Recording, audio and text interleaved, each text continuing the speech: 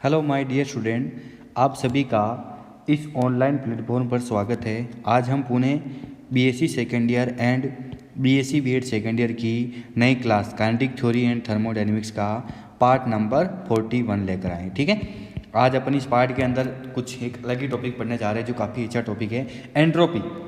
Entropy जो आया था ना, एंट्रोपी वो कैसे आता है ना, और उसका क्या रोल होता है। जनरली जो एंट्रोपी का फॉर्मूला ये होता है कि किसी टेम्परेचर, किसी पदार्थ, किसी भी निकाय को आपने टेम्परेचर दी तो उसकी ऊष्मा में परिवर्तन, यही कहलाता है आपका एंट्रोपी, जिसको अपन किससे रिप्रेजेंट करते हैं, एच से। अब ये फॉर्मूला आया कैसा, उसके बारे में अपन ध्यान से देखेंगे पूरा विस्तार से अच्छे से। तो चलो आइए अपन टॉपिक स्टार्ट करते हैं आज आपका एंट्रोपी। बहुत ही अच्छा टॉपिक है ये एंट्रोपी। ठीक है, एंट्रोपी।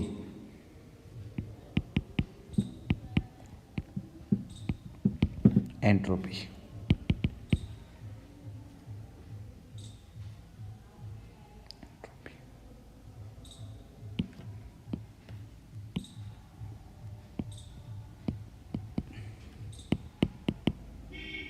अच्छा टॉपिक है एंट्रोपी, है ना। तो चलो आइए सबसे पहले कैसे इसकी डेफिनेशन तक अपन कैसे पहुँचे उसके बारे में बताइए। तो अपन देखेंगे कि ऊष्मागतिकी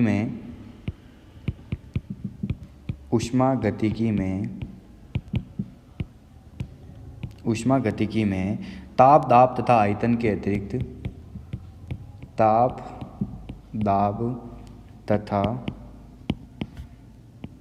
आयतन के अतिरिक्त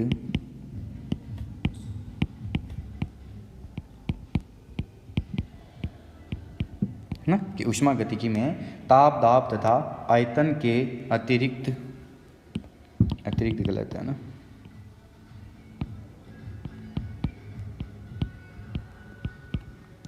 ताप, दाब तथा आयतन के अतिरिक्त एक और भौतिक राशि होती है। एक और भौतिक राशि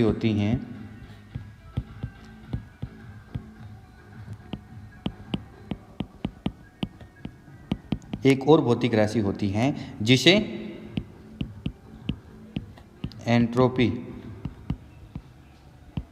एंट्रोपी कहते हैं,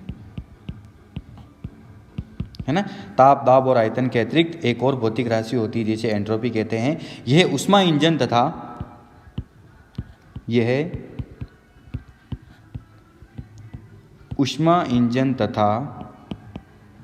कार्नो इंजन के अध्ययन में बहुत अधिक उपयोगी साबित हुई। ऊष्मा इंजन तथा कार्नो इंजन के अध्ययन में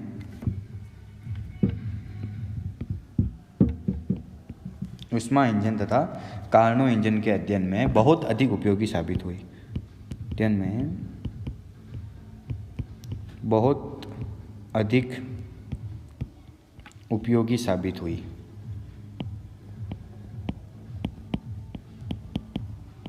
ना, बहुत अधिक उपयोगी साबित हुई।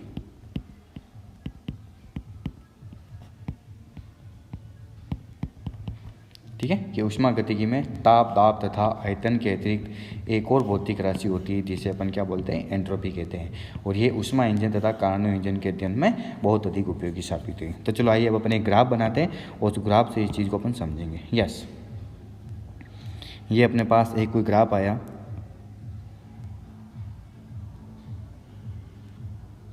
ना, ये ग्राफ अपन ने बनाया P एंड V के मध्य। तो अलग अलग टेम्परेचर पर अपना ग्राफ देखो अलग लगाए, ऐसे अलग अलग टेम्परेचर पर अपना ग्राफ अलग लगाए, 1, 2 एंड 3, है ना। अलग अलग टेम्परेचर पर ये अपना ग्राफ ऐसे अलग लगाया,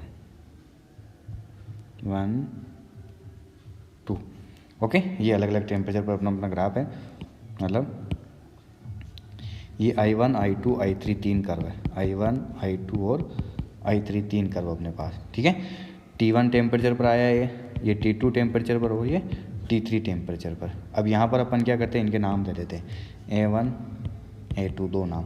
अब देखिए यहाँ से यहाँ तक ये पहला ग्राफ जो आपका A से B तक पहुँचा, है ना, फिर B से आपका कहाँ आया, C से D, ये आपका पहला हो गया। इसी प्रकार पुनः अगर आप देखोगे तो ये हो जाएगा C, D, E और F। सी से डी, डी से ई और एफ, है ना। यहाँ पर देखो 2 कर्व बन रहे हैं, ये ग्राफ बन गया, आप इसका स्क्रीनशॉट लीजिए।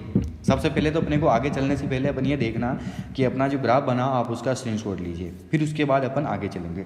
देखिए ग्राफ बना आपका ए से बी फिर सी से डी, एक ही हो गया, इससे अपन वही कारणों प्रमेय के रूप में बन रहा है। फिर उसके बाद सी से डी और डी से सी से डी ई से एफ, सेकंड ये हो गया। अब इन तीनों ग्राफ से अपन कारणों व्यंजन के रूप में देखेंगे, ठीक है। तो आइए अपन इसमें शुरू करते हैं। ग्राफ बना उसमें से कि माना आरेख में, माना बिल्कुल आपको एग्जाम में भी ध्यान रखिएगा, ऐसे कैसे लिखना आपको, है ना। एग्जाम में भी आपको ध्यान रखिएगा, बिल्कुल एग्जाम में भी आपको ऐसे कैसे ही लिखना, है ना।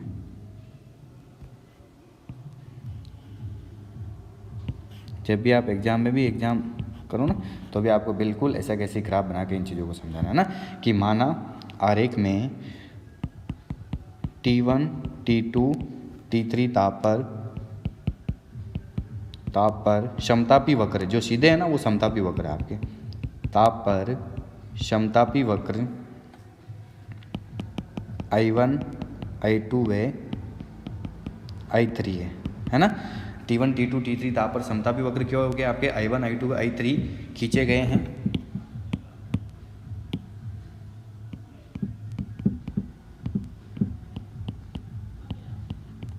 गए हैं।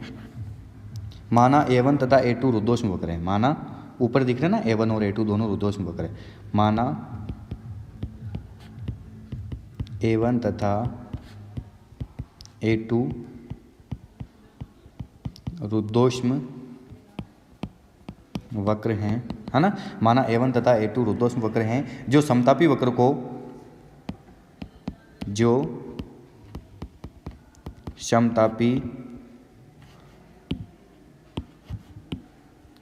को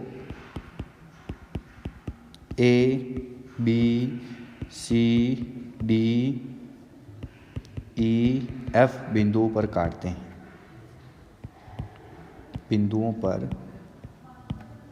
हैं, ठीक है। यहाँ तक ठीक है। अब आइए आप एक बार वापस इन चीज़ों को पुनः समझिए कि अपने पास क्या क्या है, कि अपने पास ये चीज़ें सारी दे रखी। देखो ग्राफ जो बनाया ना कि P और V के मध्य आरेख, तो माना आरेख में एक बार देखिएगा आप T1, T2, T3 ताप पर, ये देखो अलग अलग टेम्परेचर पर समतापी वक्र I1, I2, I3 खींचे गए। देखो ये समतापी वक्र I1, I2 और I3, और माना A1 और A2 इन तीनों लाइनों को काटते हुए ये देखिए आप A1 और A2 क्या है आपके रुद्धोष्म वक्र हैं, जो समतापी वक्र को A, B, C, D, E, F बिंदुओं पर काटते हैं। दिख रहे हैं A, B, C, D और E, F बिंदुओं पर काटते हैं। अब आगे चलिए अपन सीक्वेंस के रूप में चलते हैं, है ना। अब आगे क्या हो जाएगा आपके पास, देखिएगा आप कि ABCD चक्र के लिए जो पहला चक्र बन रहा है ना ग्राफ के अंदर, आप देखिए ये वाला, पहले मैंने आप बताया ये वाला चक्र के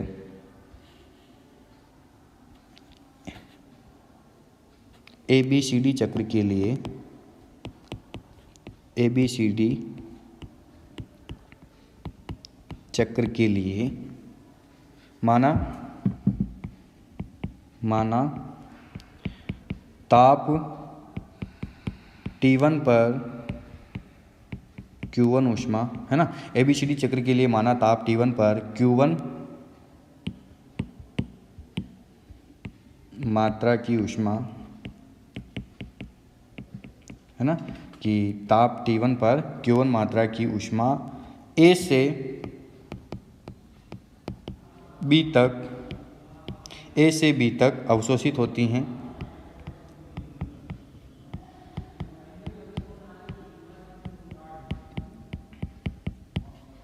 है ना। कि ABCD चक्र के लिए ताप T1 पर Q1 मात्रा की ऊष्मा A से B तक अवशोषित होती हैं तथा T2 पर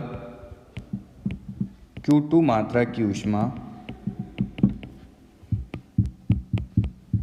T2 पर Q2 मात्रा की ऊष्मा C से D तक विसर्जित होती हैं, C से D तक विसर्जित होती हैं। ठीक है, यहाँ तक ठीक है। देखिएगा वापस वही जो चक्र बन रहा ना कि ABCD चक्र के लिए माना T1 पर Q1 मात्रा की ऊष्मा A से B तक क्या हो रही अवशोषित होती हैं तथा T2 पर Q2 मात्रा की ऊष्मा क्या होती हैं सी से डी तक विसर्जित होती हैं। तो अब आगे क्या हो जाएगा आपके पास कि कार्नो इंजन के सिद्धांत से पता है अपने को कार्नो इंजन का सिद्धांत क्या कहता है। कार्नो इंजन के सिद्धांत से यस, कार्नो इंजन का सिद्धांत क्या कहता है अपने को पता है ना। ये चीज़ आई हुई देखो कार्नो इंजन के सिद्धांत में, जब मैंने आपको पढ़ाया था कि Q1/Q2 दोनों उष्मा की मात्रा का अनुपात किस पे डिपेंड करता है, T1/T2 पर डिपेंड करता है। तो यहाँ से अपन क्या लिख सकते हैं, यहाँ से अपन लिख सकते हैं Q1/T1 बराबर Q2/T2, ठीक है। Q1/T1 बराबर Q2/T2 इक्वेशन नंबर फर्स्ट। अब आगे देखिए आप, इसी प्रकार अगला चक्र बनता, इसी प्रकार CDEF चक्र के लिए, है ना, इसी प्रकार CDEF चक्र के लिए देखिएगा आप कार्नो के इंजन के सिद्धांत से, कार्नो इंजन के सिद्धांत से देखिए ये रहा, ये लिखा अपन ने ABCD, अब लिखेंगे अपन CDEF। तो इसके लिए मान लिया T2, जैसे ये टेम्परेचर था ना T1, ये T2 और ये क्या हो गया T3, दिख रहा है वो ग्राफ के अंदर भी दिख रहा है। तो आपके पास क्या समीकरण बचेगी कार्नो इंजन के सिद्धांत से कि Q2/T2 बराबर Q3/T3, मतलब T2 टेम्परेचर पर Q2 मात्रा में उसमें लेता है, T3 टेम्परेचर पर Q3 उसमें निष्कासित कर देता है। तो अपन ऐसे लिख सकते हैं कि अगर इन चीज़ों को ध्यान से देखते हैं अपन तो Q1/T1 बराबर Q2/T2 बराबर Q3/T3, ये सारा मान क्या चल रहा है आपका कांस्टेंट चल रहा है। ये चीज़ हो रही भाई। एक चीज़ आप ध्यान से देखिएगा, अगर आपके ये चक्र कंटिन्यू चलते रहते, अगर आपके पास बहुत सारे चक्कर होते तो ऐसे ही आता Q1/T1 बराबर Q2/T2, अगले स्टेप में क्या होती Q2/T2 बराबर Q3/T3, ऐसे कंटिन्यू चलती रहती। इसका मतलब कुल मिला के मान देखा जाए तो क्या है कांस्टेंट। तो अतः अब लिखेंगे लास्ट में कि अतः एक रुद्धोष्म से दूसरे रुद्धोष्म में जाने पर, एक रुद्धोष्म से, अतः एक रुद्धोष्म से दूसरे रुद्धोष्म में जाने पर, दूसरे रुद्धोष्म में जाने पर, एक रुद्धोष्म से दूसरे रुद्धोष्म में जाने पर ऊष्मा या तो अवशोषित होती हैं, ऊष्मा या तो अवशोषित होती हैं या तो उत्सर्जित, या तो उत्सर्जित, है ना। अवशोषित होगी या क्या होगी उत्सर्जित, समझ में आ रहा है भाई। एक ऊष्मा उत्सर्जित हो रही है, एक रुद्धोष्म से दूसरे रुद्धोष्म में जाने पर ऊष्मा या तो अवशोषित होगी, एक जगह कैप्चर होगी, या क्या होगी उत्सर्जित। तो इस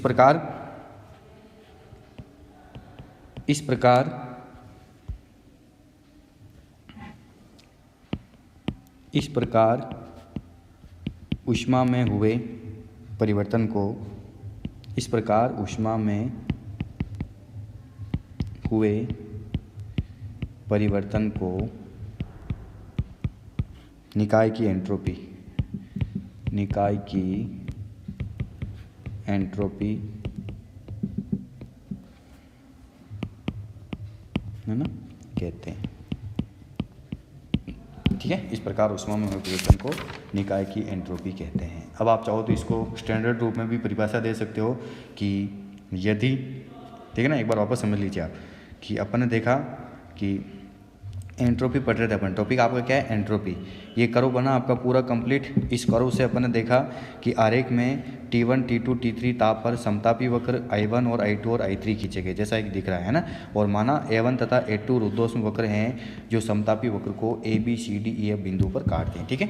फिर उसके बाद देखा अपन ने कि ABCD चक्र, सबसे पहला चक्र कौन से लिया आपने ABCD, उसके लिए माना ताप T1 पर Q1 मात्रा की ऊष्मा A से B तक अवशोषित होती है तथा T2 पर Q2 मात्रा की ऊष्मा C से D तक क्या हो जाती है विसर्जित हो जाती है। तो आपको पता है ये चीज़ है कार्नोजन के सिद्धांत से Q1/T1 बराबर Q2/T2। फिर इसी प्रकार CDEF, एक अगला चक्र क्या बन रहा है CDEF, तो वो ये चीज़ हो जाएगी। अब अगर इन समीकरणों को अपन ध्यान से देखते हैं, अगर आपके पास बहुत सारे चक्र होते तो ऐसे ही चलता, Q1/T1 बराबर Q2/T2 बराबर Q3/T3, और क्या चलेगा कॉन्स्टेंट, मतलब हर समय ऊष्मा में परिवर्तन होना। ये क्या कहलाती है, निकाय की एंट्रोपी कहलाती है ना, कि अतः एक रुद्धोष्म से दूसरे रुद्धोष्म में जाने पर ऊष्मा या तो अवशोषित होती है और या उत्सर्जित। तो इस प्रकार ऊष्मा में हुए परिवर्तन को निकाय की एंट्रोपी कहते हैं। अब अपन स्टैंडर्ड रूप में इसकी परिभाषा लिख सकते हैं कि यदि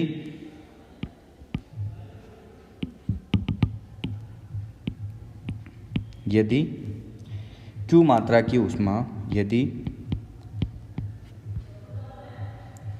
Q मात्रा की ऊष्मा, यदि Q मात्रा की ऊष्मा ताप T पर एक रुद्धोष्म से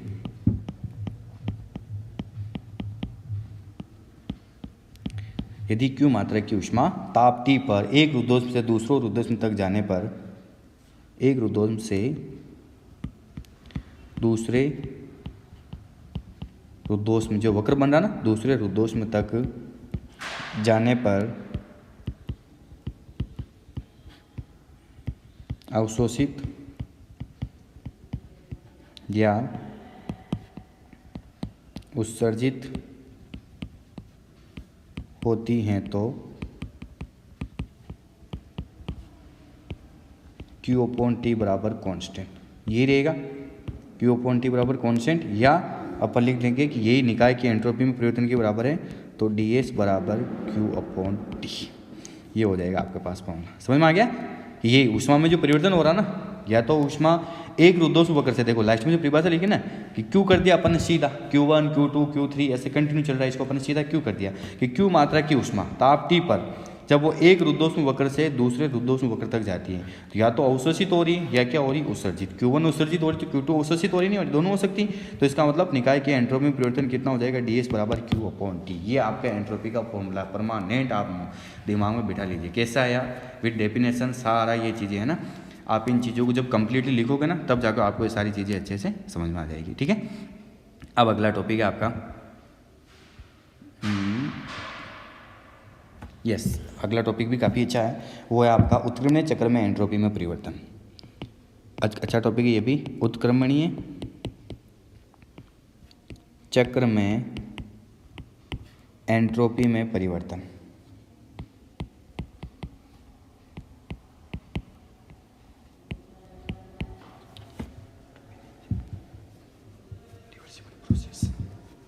है ना, उत्क्रमणीय चक्र में एंट्रोपी में परिवर्तन।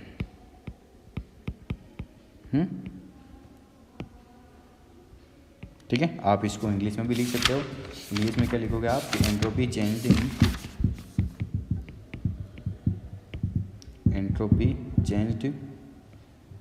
इन रिवर्सिबल प्रोसेस, है ना, entropy change in reversible process. उत्क्रमणीय प्रक्रिया को बोलते हैं ना रिवर्सिबल प्रोसेस, उसके अनुसार।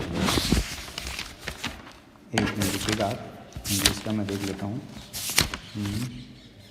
Reversible cycle in SIBL, reversible cycle, है ना, यह आपका टॉपिक हो जाएगा। अच्छा टॉपिक ये भी कि एंट्रोपी चेंज, एंट्रोपी में परिवर्तन इन रिवर्सिबल साइकिल, कि उत्क्रमणीय चक्र में एंट्रोपी में परिवर्तन क्या होता है वो अपने को देखना है ना। तो चलो आइए अपन इसके अंदर देख रहे हैं उत्क्रमणीय चक्र क्या होता है, आपको पता ही है।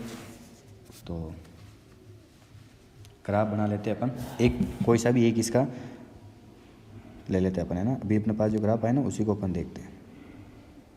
ये अपने पास ग्राफ था,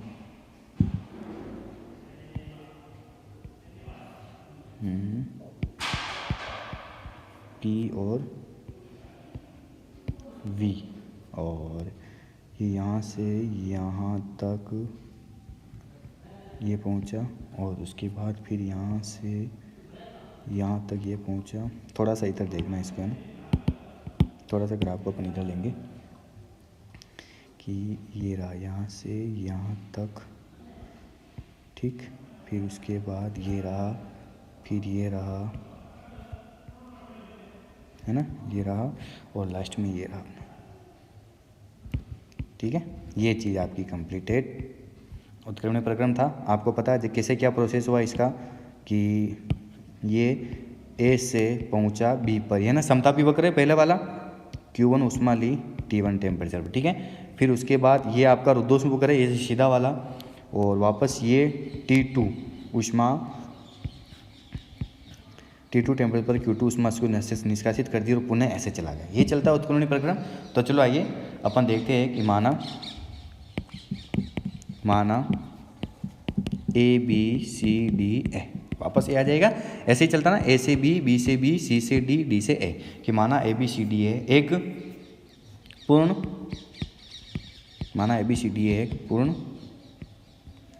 उत्क्रमणीय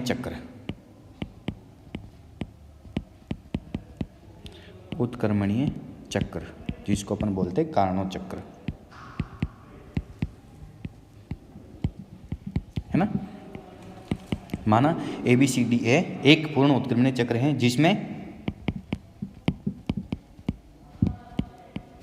AB तथा CD समतापी वक्र है।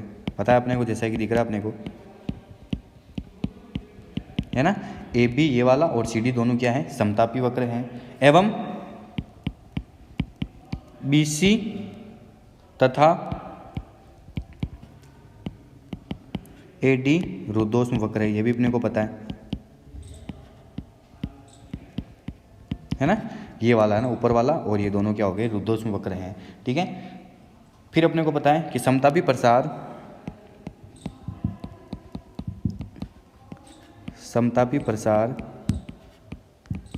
A से B, है ना, समतापी प्रसार A से B तक कार्यकारी पदार्थ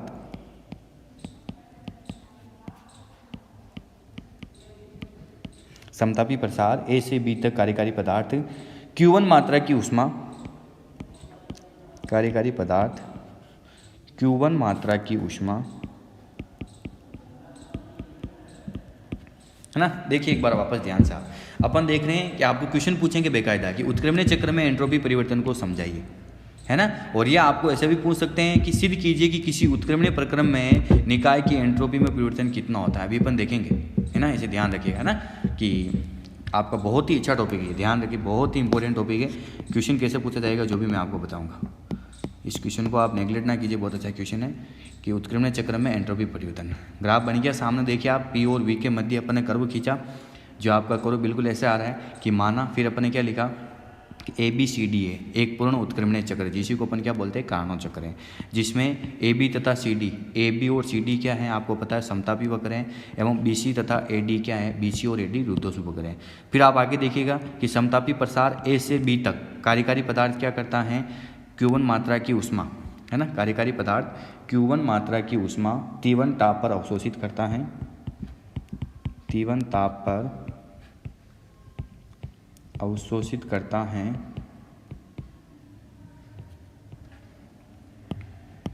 T1 ताप पर अवशोषित करता है, अतः A से B तक एंट्रोपी में परिवर्तन, अतः A से B तक एंट्रोपी में वृद्धि। उष्मा ध्यान रखिएगा अवशोषित कर रहा है कार्यकारी पदार्थ, उसकी एंट्रोपी बढ़ेगी। उष्मा आ रही है तो एंट्रोपी बढ़ेगी, उष्मा जब जाती है तो एंट्रोपी कम होती है, ध्यान रखें, है ना। तो अतः A से B तक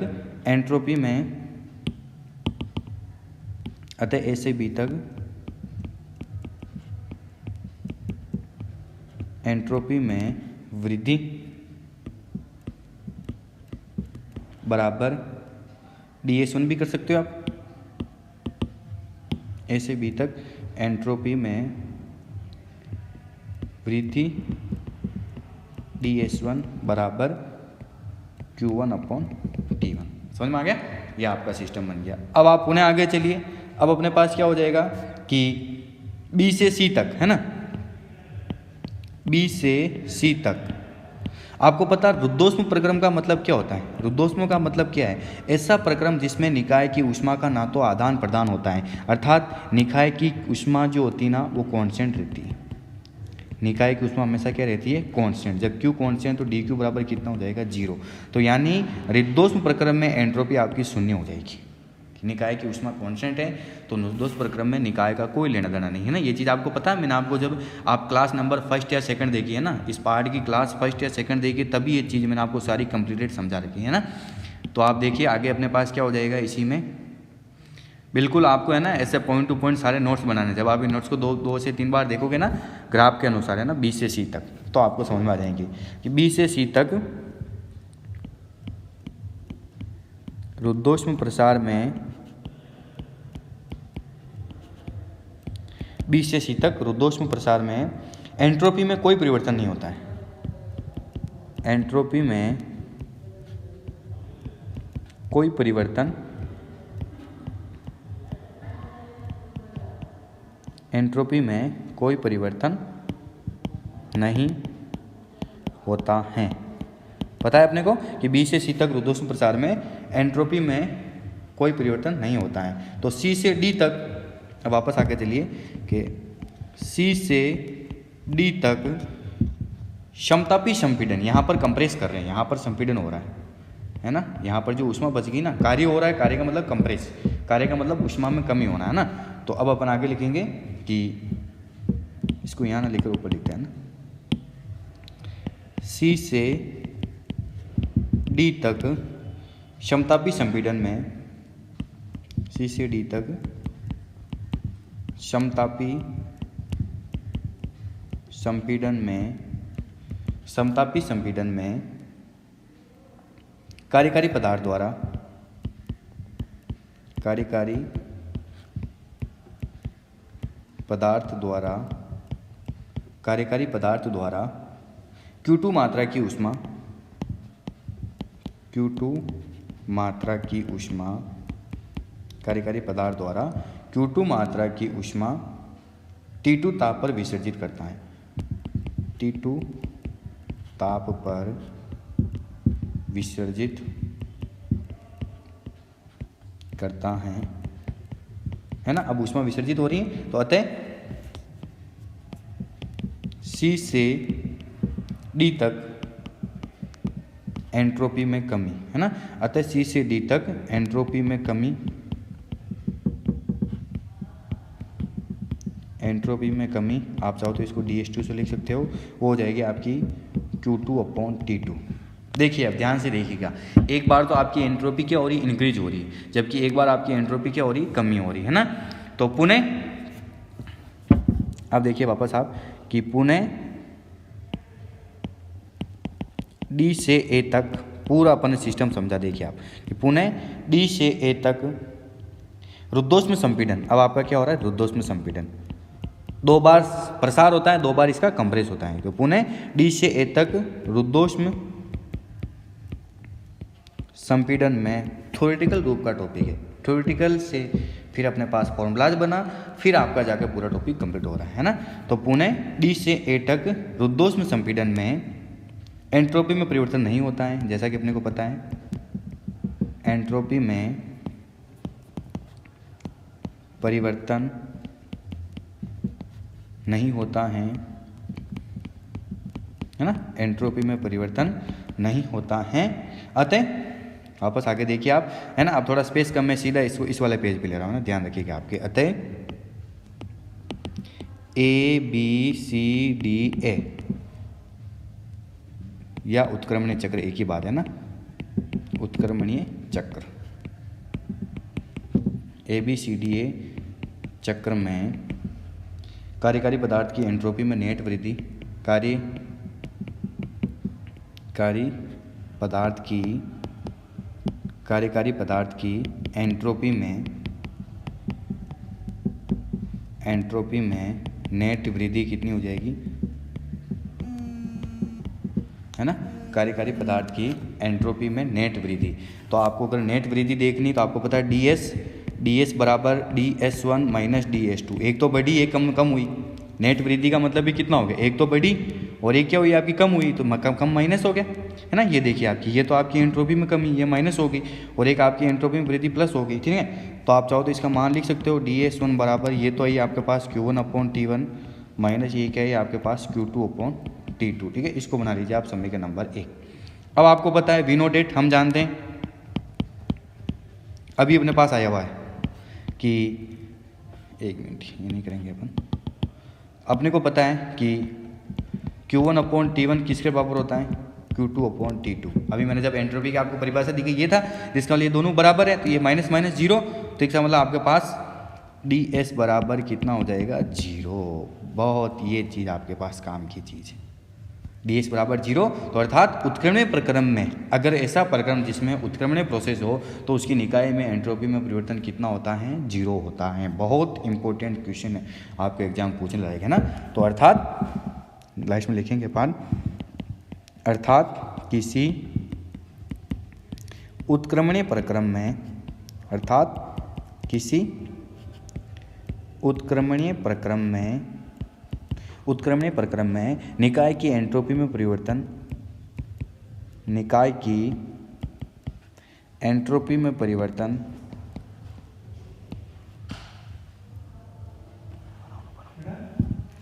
अर्थात किसी उत्क्रमणीय प्रक्रम में निकाय की एंट्रोपी में परिवर्तन, निकाय की एंट्रोपी में परिवर्तन शून्य होता है। कितना होता है, शून्य होता है। यह आपका पूरा कंप्लीट टॉपिक। अब इसको अपन अनुत्क्रमणीय प्रक्रम में भी देखेंगे, यह भी अपन उत्क्रमणीय प्रक्रम में देखा ना, ऐसे ऐसे अपन देखेंगे अनुत्क्रमणीय प्रक्रम में क्या चीज़ होती है। तो ध्यान से देखिएगा, एक बार वापस टॉपिक अपन देख लेते हैं, है ना। एक बार अपन पुनः देख लेते हैं। पार्ट नंबर 41 के अंदर सबसे पहले एंट्रोपी पढ़ा।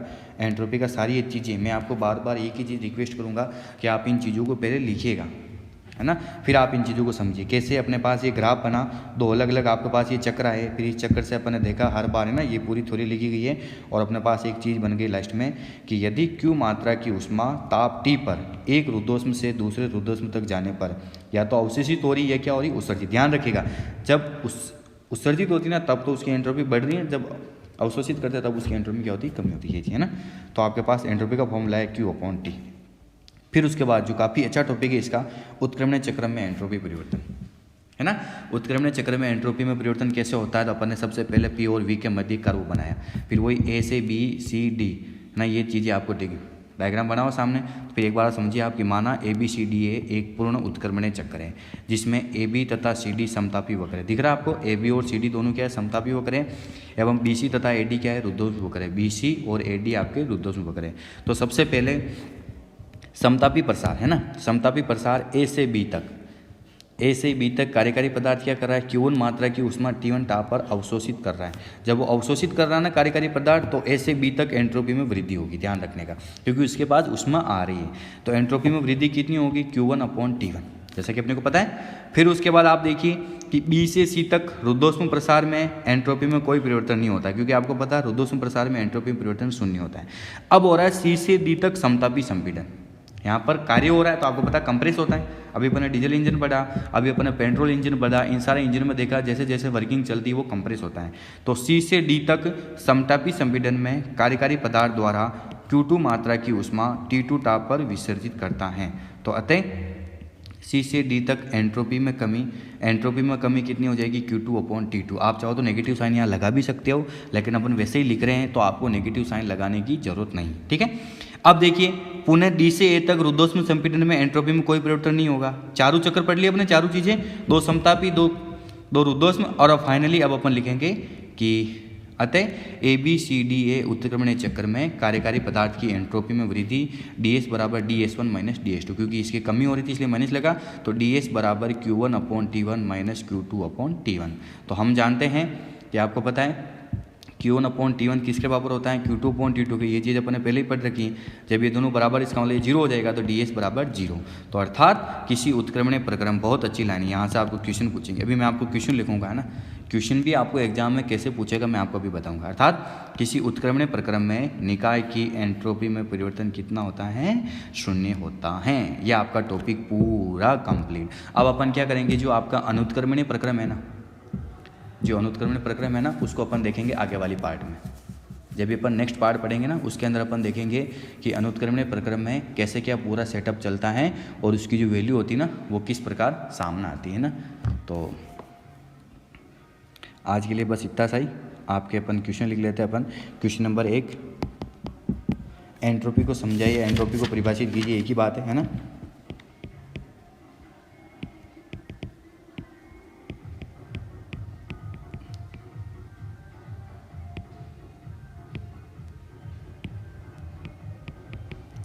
एंट्रोपी को समझाइए, है ना, क्वेश्चन हो गया आपका।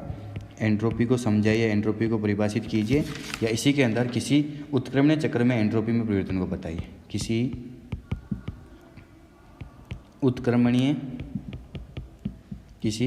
उत्क्रमणीय चक्र में एंट्रोपी में परिवर्तन को समझाइए, है ना। किसी उत्क्रमणीय चक्र में एंट्रोपी में परिवर्तन को समझाइए। ठीक है, एक क्वेश्चन तो आपका ऐसा बन गया। या इसी क्वेश्चन का दूसरा रूप भी हो सकता है, वो आप देखिएगा। इसी क्वेश्चन को अपन अगर ऐसे भी लिख सकते हैं कि सिद्ध करो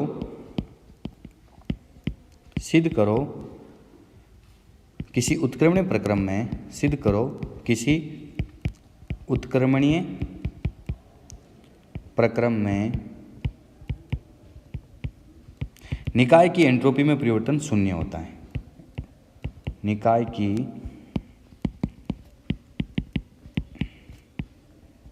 एंट्रोपी में परिवर्तन कितना होता है? शून्य होता है। ये दो क्वेश्चन अच्छे क्वेश्चन है दोनों, है ना। पहला तो क्या है, एंट्रोपी को समझाइए या किसी उत्क्रमणीय चक्र में एंट्रोपी में परिवर्तन को समझाइए, ऐसे भी क्वेश्चन पूछ सकते हैं। और अभी अपन ने निकाला कि उत्क्रमणीय चक्र में एंट्रोपी में परिवर्तन कितना आता है? शून्य होता है। तो इसी का एक दूसरा क्वेश्चन आपको ऐसे बन गया कि सिद्ध करो किसी उत्क्रमणीय प्रक्रम में निकाय की एंट्रोपी में परिवर्तन कितना होता है? शून्य होता है। ठीक है, तो इन दोनों को ध्यान से देखिएगा। आज के लिए बस इतना सा ही। अपना कीमती समय देने के लिए आपको बहुत बहुत धन्यवाद। नोट्स बनाइए पहले, और कोई भी